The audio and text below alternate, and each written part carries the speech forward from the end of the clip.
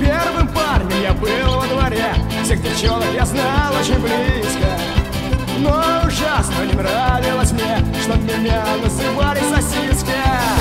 Я ругаться с людьми не умел, и сосискою быть и не хотелось. Я их даже, представьте, не ел, прежде сходства никаких не имелось. Но зачем называй сосиской меня? Мне же стыдно и очень обидно, и от этого слова уже плачу я. Только внешне вам это не видно. И с девчонкой любимой своей мы расстались, увы, очень быстро. Потому что сказал кто-то ей: ты, Наташка, гуляешь с сосиской. Вскоре начал я всех избегать, и шарахался я от прохожих. И друзей мне пришлось потерять, стал я сам на себя не похожий.